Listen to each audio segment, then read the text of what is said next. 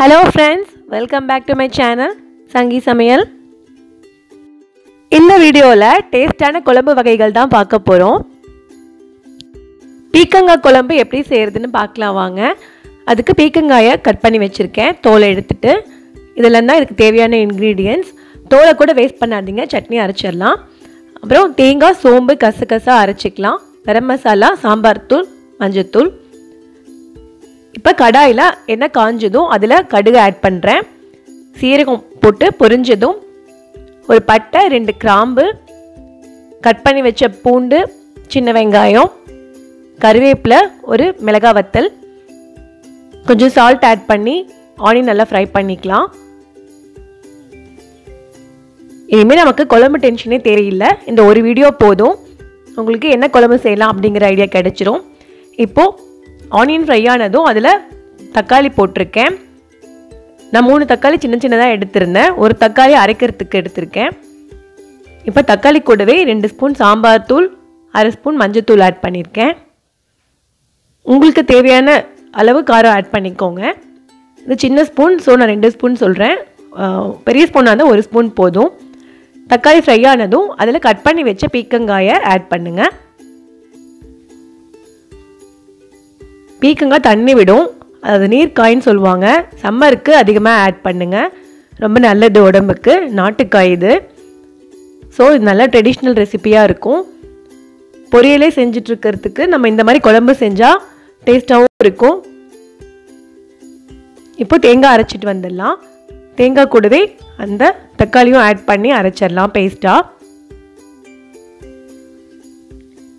பீக்கங்காய் கொஞ்சம் வணங்கிடுச்சு. இதில் கொஞ்சமாக தண்ணி ஊற்றி இன்னும் கொஞ்சம் நேரம் வேக விட போகிறோம்.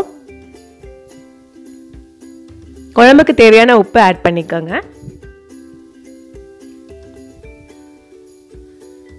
லிட்டு போட்டு இந்த மாதிரி கொதிச்சதும் பாருங்கள் நல்லா வெந்துருச்சு. இப்போது அரைச்ச தேங்காய் விழுது ஆட் பண்ணுறேன். தேவையான தண்ணி ஊற்றிக்கோங்க. குழம்பு எந்த அளவுக்கு உங்களுக்கு திக்னஸ் வேணுமோ அந்த அளவுக்கு ஊற்றிக்கலாம். இது லஞ்ச் குழம்பு, ரைஸுக்கு மட்டும் இல்லை, தோசை, சப்பாத்தி, இட்லி எல்லாத்துக்குமே இந்த குழம்பு நல்லாயிருக்கும். ட்ரை பண்ணி பாருங்கள், நல்லா டேஸ்ட்டாக இருக்கும்.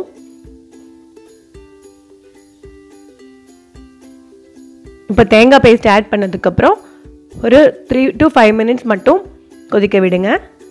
கடைசியாக கரம் மசாலா கொஞ்சம் ஃப்ளேவருக்காக ஆட் பண்ணியிருக்கேன், அது ஆப்ஷனல் தான். அவ்வளோதான், குழம்பு ரெடி ஆகிடுச்சு. நான் உப்பு காரம் எல்லாம் செக் பண்ணிட்டேன், பர்ஃபெக்டாக இருக்குது. ஸோ லஞ்சுக்கு குழம்பு ரெடி ஆகிடுச்சு. டேஸ்டான ஹெல்த்தியான பீக்கங்காய் குழம்பு எல்லாத்துக்குமே சூட் ஆகும். சப்பாத்தி, ரைஸ், தோசை, இட்லி எல்லாத்துக்குமே நல்லாயிருக்கும். ட்ரை பண்ணி பார்த்துட்டு எனக்கு கமெண்ட் சொல்லுங்கள். நெக்ஸ்ட் என்ன குழம்பு செய்யலான்னு பார்க்கலாம் வாங்க.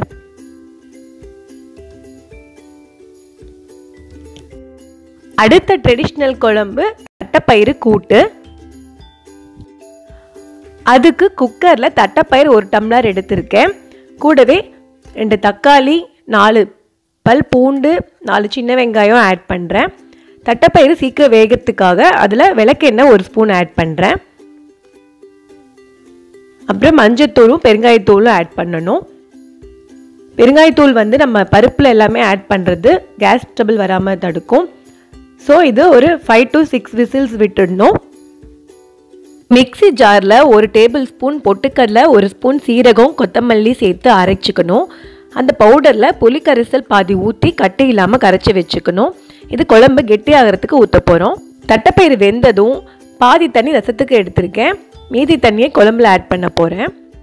ஸோ ஸ்டவ்வை ஆன் பண்ணிவிட்டு குக்கரில் அந்த தண்ணி ஆட் பண்ணிக்கணும். இப்போது கட் பண்ணி வச்ச சின்ன வெங்காயமும் ஒரே ஒரு தக்காளியும் அது கூட ஆட் பண்ணுறேன். ஆல்ரெடி 1/2 தக்காளி மட்டும் அதில் ஆட் பண்ணியிருக்கேன், மிச்சத்தை ரசத்துக்கு எடுத்துட்டேன். குழம்புக்கு தேவையான உப்பு ஆட் பண்ணிக்கிறேன். காரத்துக்கு சாம்பார் தூள் 1 ஸ்பூன் ஆட் பண்ணுறேன்.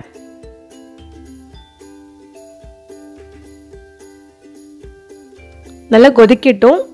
கொதித்ததும் நம்ம அதில் காய்கறி ஆட் பண்ணிக்கலாம். ஒரு சவுண்ட் விட்டால் போதும். ஸோ கொதித்ததும் நம்ம காய்கறியும் கரைச்சி வச்ச புளி கரைசலும் ஆட் பண்ணிக்கணும். ஸோ இதில் காய்கறிக்கு நான் உருளைக்கிழங்கும் கத்திரிக்காயும் எடுத்திருக்கேன். இந்த குழம்பு நல்லாவே டேஸ்ட்டாக இருக்கும். ஸோ கரைச்ச பொட்டுக்கடலை, சீரகம், மல்லி, புளிக்கரைசலை இதில் ஆட் பண்ணிட்டேன். உப்பு காரம் செக் பண்ணிட்டேன். பர்ஃபெக்டாக இருக்குது. இப்போ ஒரே ஒரு விசில் மட்டும் விட்டால் போதும். விசில் அடங்கினதும் குழம்ப வேறொரு பவுலில் மாற்றிட்டு தாளித்து கொட்டிட போகிறோம். இப்போது தடுக்கா பேனில் நல்லெண்ணெய் ஊற்றுறேன். நல்லெண்ணெய் காஞ்சதும் அதில் கடுகு, சீரகம், கறிவேப்பிலை, மிளகாய் வத்தல் எல்லாம் போட்டு தாளித்து குழம்புல கொட்டிடலாம். சூப்பராக சுவையான குழம்பு தயாராகிடுச்சு. லஞ்சுக்கு ரொம்ப டேஸ்ட்டாக இருக்கும். நீங்களே இந்த குழம்பை ட்ரை பண்ணி பாருங்கள். நல்லெண்ணெய் ஊற்றி தாளித்தோம்னா குழம்பு நல்லா டேஸ்ட்டாக இருக்கும். கொத்தமல்லி தலையை குழம்புல மேலே தூவி விட்டுட்டேன். இப்போது கடுகு, கறிவேப்பிலை, வத்தல் போட்டு தாளித்து கொட்டியாச்சு. ரொம்பவே டேஸ்டான ட்ரெடிஷ்னல் ரெசிபி தட்டைப்பயிறு கூட்டு ரெடி ஆகிடுச்சு. நீங்களும் ட்ரை பண்ணி பார்த்துட்டு எப்படி இருந்ததுன்னு எனக்கு கமெண்ட்ஸ் கீழே சொல்லுங்கள். அடுத்த குழம்பு நம்ம எல்லாருக்குமே ஃபேவரட் முருங்கைக்காய் சாம்பார் பார்க்கலாம். குக்கர்லேயே ஈஸியாக எப்படி சாம்பார் வைக்கிறதுன்னு வாங்க பார்க்கலாம். ஸோ பருப்பு ஒரு டம்ளர் எடுத்திருக்கேன். நல்லா வாஷ் பண்ணிவிட்டு குக்கரில் தண்ணி ஊற்றி அதில் மஞ்சள்தூள், தக்காளி, பூண்டு, சின்ன வெங்காயம், விளக்கெண்ணெய் எல்லாமே ஆட் பண்ணி வேக விட போகிறோம். இப்போது இதில் வந்து தனி ரசம் வந்து நம்ம வைக்க போகிறதில்ல. இந்த குழம்பையே நம்ம ரசமாக வடிச்சுக்க போகிறோம். எப்படின்னு சொல்கிறேன் வாங்க.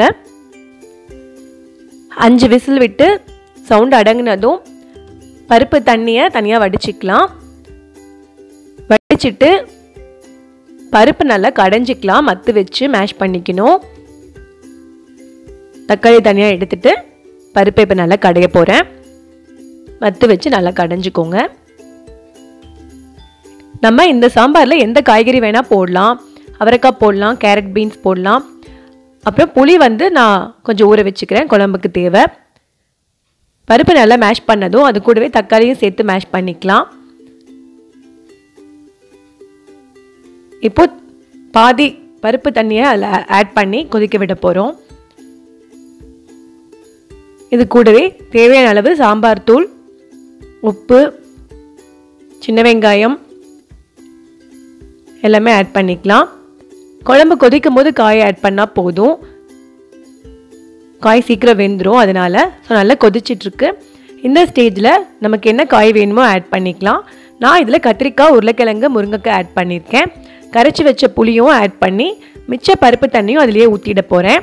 ஸோ தட் நமக்கு ரசம் இதிலேயே நம்ம இருத்துக்கலாம். அதாவது வடித்த ரசம்னு சொல்லுவாங்க. ஒரே ஒரு விசில் மட்டும் விடுங்க, ஏன்னா குழஞ்சிரும் காய். கேரட், பீன்ஸ் போட்டு செய்யலாம், முருங்கைக்காய் மட்டும் போட்டு செய்யலாம், அவரைக்காய் ஆட் பண்ணலாம், பூசணிக்காய், நமக்கு என்ன காய் வேணுமோ நம்ம ஆட் பண்ணிக்கலாம். ஸோ பாருங்கள், ஒரு விசிலுக்கே நல்லா வெந்துருச்சு. இப்போ தாளித்து கொட்டிடலாம். தாளித்து கொட்டினதுக்கப்புறம் நம்ம மேலோடு இருக்கிற அந்த ரசத்தை வடித்தோம்னா அதுதான் நமக்கு இருத்த குழம்பு. நல்லெண்ணெய் ஊற்றி அதில் கடுகு, சீரகம், மிளகாய் வத்தல், கறிவேப்பிலை, பெருங்காயத்தூள் எல்லாம் போட்டு தாளித்து குழம்புல கொட்டிட போகிறோம். நல்லெண்ணெய்க்கு பதிலாக நெய் ஊற்றியும் தாளிக்கலாம். ஏன்னா பருப்பு ஆட் பண்ணுற குழம்புல நம்ம நெய் ஊற்றி தாளித்தோன்னா நல்லா வாசமாக டேஸ்ட்டாக இருக்கும். ஸோ தாளித்து கொட்டியாச்சு. கொஞ்ச நேரம் கழித்து இதை வடிச்சிடலாம். ரெடி ஆயிடுச்சு சாம்பார் சூப்பராக. 5 மினிட்ஸ் ஆனதும் மேலோடு இருக்கிற தண்ணியை வடிச்சுக்கணும். இதுதான் இருத்த ரசம்னு சொல்லுவாங்க. அதாவது பருப்பு ரசம், பருப்பு வடித்த ரசம். ஸோ ரசம் வைக்க தேவையில்லை. இந்த சாம்பார் வைக்கும் போது நம்ம இந்த குழம்புல இருந்து வடித்த ரசமே போதும். இப்போ அடியில் நிற்கிற சாம்பார் வந்து நம்ம லஞ்சுக்கு குழம்புக்கு ஊற்றி சாப்பிட்லாம். நைட்டு டின்னருக்கு தோசைக்கு நம்ம வச்சுக்கலாம். ஸோ சூப்பராக முருங்கைக்காய் சாம்பார் ரெடி ஆகிடுச்சு. ஈஸியான மெத்தட், நீங்களும் ட்ரை பண்ணி பாருங்கள். இது ரொம்பவே ஹெல்த்தியான ரெசிபி கீரை கூட்டு. வாங்க பார்க்கலாம். அதுக்கு முதல்ல பருப்பை வேக வச்சுக்கணும். இதில் பாசிப்பருப்பு போட்டு வேக வச்சு செய்யலாம். துவரம் பருப்பு இப்போ நான் ஆட் பண்ணியிருக்கேன். இதுக்கு அரைக்கீரை 2 கட்டு சுத்தம் பண்ணி வச்சுருக்கேன். இதுக்கு தேவையான இன்க்ரீடியன்ட்ஸ்: பூண்டு, சின்ன வெங்காயம், 1 பச்சை மிளகாய், 1 வரமிளகாய், கருவேப்பிலை, 1/2 தக்காளி, கொத்தமல்லி தழை, பசலைக்கீரையிலையும் இந்த மாதிரி செய்யலாம். கடாயில் எண்ணெய் காஞ்சதும் சீரகம் போட்டு சீரகம் பொரிஞ்சதும் அதில் பூண்டு, சின்ன வெங்காயம், கருவேப்பிலை, பச்சை மிளகாய், வரமிளகாய் ஆட் பண்ணி நல்லா ஃப்ரை பண்ணிக்கணும். வெங்காயம் ஃப்ரை ஆனதும் கட் பண்ணி வச்ச ஹாஃப் தக்காளி ஆட் பண்ணிக்கணும். இது கீரை கூட்டுன்னு சொல்லலாம், மசியல்னு சொல்லலாம், கடையல்னு சொல்லலாம். பருப்பு ஆட் பண்ணுறதுனால கீரை சாம்பார்னு சொல்லலாம். ஸோ நல்லா 3 டைம் வாஷ் பண்ண கீரையை ஆட் பண்ணுறேன். கீரையில் வந்து சின்ன சின்னதாக பூச்சி இருக்குங்கிறதுனால நீங்கள் மஞ்சத்தூள், உப்பு போட்டு நல்லா வாஷ் பண்ணிவிட்டு ஆட் பண்ணுங்கள். 3 to 4 டைம்ஸ் வாஷ் பண்ணிக்கோங்க. நான் இதில் ½ ஸ்பூன் சாம்பார் தூள் ஆட் பண்ணுறேன். அது ஆப்ஷனல் தான். சாம்பார் தூள் போட்டோம் அப்படின்னா ரொம்ப டேஸ்ட்டாக இருக்கும். ஏன்னா நம்ம பருப்பு ஆட் பண்ணுறதுனால சாம்பார் வாசத்தோடு நல்லா சூப்பராக இருக்கும். ட்ரை பண்ணி பாருங்கள். இதில் நம்ம பருப்பு தண்ணியவே ஆட் பண்ணி வேக விட போகிறோம். கீரை சீக்கிரம் வெந்துடும். ஸோ ரொம்ப நேரம் வேக விட்டீங்க அப்படின்னா ஸ்ட்ரென்த்து போயிடும். உப்பு ஆட் பண்ணுறேன் குழம்புக்கு தேவையான அளவுக்கு. மூடி வைக்கக்கூடாது, கீரையை ஓப்பன் லிட்டாக தான் நம்ம வேக விடணும். ஸோ இந்தளவுக்கு வெந்ததும் நம்ம பருப்பு கூடவே போட்டு இந்த கீரையை நம்ம மசிச்சிடணும். ஸோ எடுத்து மசிச்சிடலாம். குழந்தைங்க சாப்பிட்றாங்க அப்படின்னா நீங்கள் மிக்சிலையும் பிளெண்ட் பண்ணி கொடுத்துடலாம். நல்லா மேஷ் பண்ணிக்கணும். கலர் மாறக்கூடாது. கீரையில் மூடி வச்சு சமைக்கக்கூடாது. கீரையில் நிறையாவே ஹெல்த் பெனிஃபிட்ஸ் இருக்குது. ஸோ இப்போ நம்ம மிச்சருக்க பருப்பு தண்ணியும் ஆட் பண்ணி கீரை குழம்பை ரெடி பண்ணிட்டோம். தாளித்து கொட்டிடலாம். இதில் நிறையா ஹெல்த் பெனிஃபிட்ஸ் இருக்குது. வீக்லி ஒன்ஸ் அரைக்கீரை, பசலைக்கீரை ஆட் பண்ணுங்கள். இப்போது நெய் ஊற்றி தாளித்து கொட்டிட போகிறோம். பருப்பு ஆட் பண்ணியிருக்கறனால நமக்கு ப்ரோட்டீன் கண்டென்ட்டும் இருக்குது, கீரையில் அயன் கண்டென்ட்டும் இருக்குது. ஸோ ரொம்பவே ஹெல்த்தியான டேஸ்டான ரெசிபி. கடுகு பொரிஞ்சதும் சீரகம், மிளகாய் வத்தல், கருவேப்பிலை, கொஞ்சமாக பெருங்காயத்தூள் ஆட் பண்ணி கொத்தமல்லி தலையும் தூவியிருக்கேன். ஸோ அவ்வளோதான், கொட்டிட போகிறோம். கீரை ரெடி ஆகிடுச்சு. Healthy recipe. எப்படி இருந்ததுன்னு எனக்கு ஃபீட்பேக் சொல்லுங்கள். பாசிப்பருப்புலையும் இதே மாதிரி செஞ்சு பாருங்கள், ரொம்ப டேஸ்ட்டாக இருக்கும்.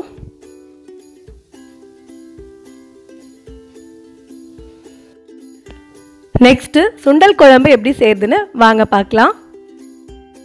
அதுக்கு ஊற வச்ச வெள்ளை சுண்டலை குக்கரில் வேக வச்சுக்கணும். மஞ்சத்தூள், உப்பு போட்டு 4லேருந்து 5 விசில் விட்டு வேக வச்சுக்கலாம்.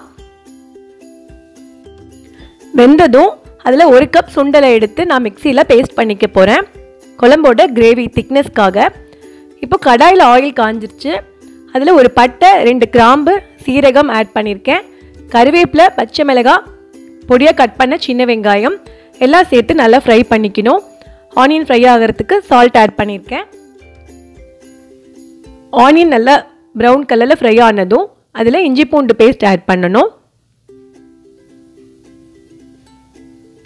இஞ்சி பூண்டோட பச்சை வாசம் போக வரைக்கும் நல்லா வதக்கணும். அதுக்கப்புறம் கட் பண்ணி வச்ச தக்காளி, நான் மீடியம் சைஸ் தக்காளி 2 எடுத்திருக்கேன். அதை ஆட் பண்ணி நல்லா ஃப்ரை பண்ணிக்கணும்.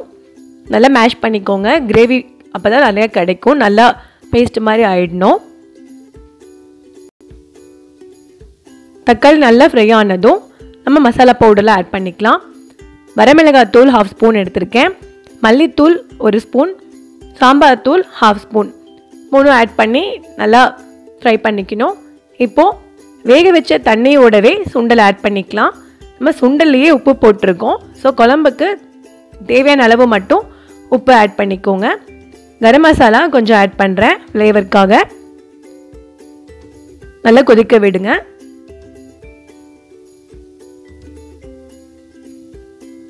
குழம்பு நல்லா கொதிச்சதும் நம்ம அரைச்சி வச்ச சுண்டல் பேஸ்ட்டு இது கூடயே ஆட் பண்ணிக்கலாம். இது வந்து திக்னஸ்க்காக, குழம்பு நமக்கு திக்காக கிடைக்கும். இது வந்து ஒரு மெத்தட். தேங்காய் அரைச்சி ஊற்றி நம்ம செஞ்சுக்கலாம், நம்மளோட ஆப்ஷனல் தான். இந்த குழம்பு சப்பாத்தி, பூரி, ரைஸுக்கு ரொம்பவே நல்லாயிருக்கும். சோளா பட்டூரா செஞ்சிங்கன்னா சோளா பூரிக்கு இது ரொம்ப நல்லாயிருக்கும். ட்ரை பண்ணி பாருங்கள். ரைஸுக்கும் நல்லாயிருக்கும். ஸோ இப்போ ஆட் பண்ணதும் ஒரு 2 மினிட்ஸ் நம்ம கொதிக்க விட்டு குழம்பு திக்கானதும் கொத்தமல்லி தலையை தூவி இறக்கிடலாம். டேஸ்டான சுண்டல் குழம்பு ரெடி ஆகிடுச்சு. எப்படி இருந்ததுன்னு செஞ்சு பார்த்துட்டு எனக்கு கமெண்ட் சொல்லுங்கள். நல்ல மணமாக இருக்குது. வாவ்! ஆல்ரெடி என்னோட DIML வீடியோஸில் பருப்பு உருண்டை குழம்பு, முள்ளங்கி குழம்பு ஆட் பண்ணியிருக்கேன். பார்க்காதவங்க செக் பண்ணிக்கோங்க, கீழே லிங்க் கொடுக்குறேன். இன்னும் சப்ஸ்கிரைப் பண்ணாதவங்க சப்ஸ்கிரைப் பண்ணிவிட்டு மறக்காமல் பெல் பட்டனையும் கிளிக் பண்ணிடுங்க. அப்போ தான் உங்களுக்கு நோட்டிஃபிகேஷன்ஸ் வரும். யூஸ்ஃபுல் வீடியோஸை மிஸ் பண்ணாமல் பாருங்கள். என்னோட மற்ற வீடியோஸ் பார்க்குறதுக்கு பிளேலிஸ்ட் செக் பண்ணிக்கோங்க. இந்த வீடியோ உங்களுக்கு ரொம்பவே யூஸ்ஃபுல்லாக இருந்திருக்கும். நெக்ஸ்ட் என்ன வீடியோ வேணும்னு கீழே கமெண்ட்டில் சொல்லுங்கள். Okay friends, take care. Bye பாய்.